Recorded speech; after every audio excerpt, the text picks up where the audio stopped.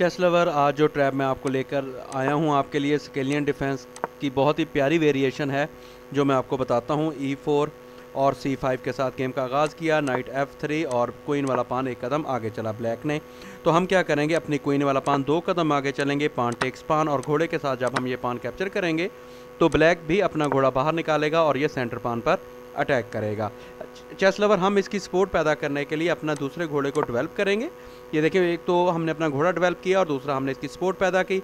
Black क्या करेगा, ये पान एक कदम नीचे चलेगा, उसने ये ड्रैगन वेरिएशन का इफ्तिताह किया है ताकि वो अपना बिशप बाहर निकाले और हमारी ब्लैक ही लाइन के अंदर जो 2 घोड़े पड़े हैं इन पर अटैक कर सके।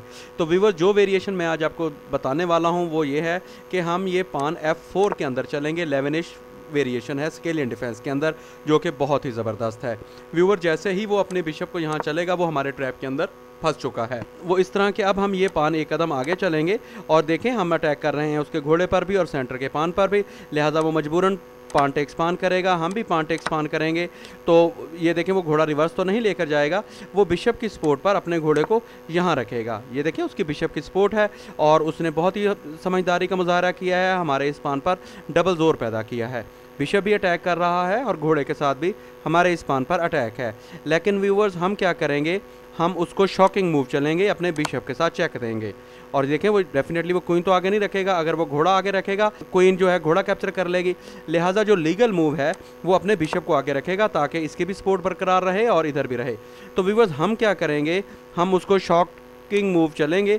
ये देखें कि हम ये घोड़ा कैप्चर करेंगे। वो बिशप के साथ हमारी क्वीन कैप्चर नहीं कर सकता क्योंकि उसका बिशप पिन है, और वो अपने बिशप के साथ हमारा बिशप भी कैप्चर नहीं कर सकता क्योंकि ये 2 घोड़ों की सपोर्ट पर है।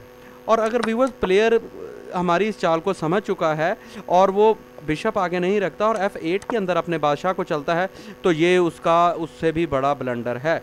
क्योंकि व्यूअर्स, यहाँ अब आप कुछ सेकंड के लिए वीडियो को रोक कर भी अपनी जहानत का अंदाज़ा लगा सकते हैं कि ये देखें, यहाँ एक स्टंटिंग मूव है और डिस्कवर चेक मिलने वाला है बादशाह को, जिससे उसकी क्वीन कैप्चर हो जाएगी।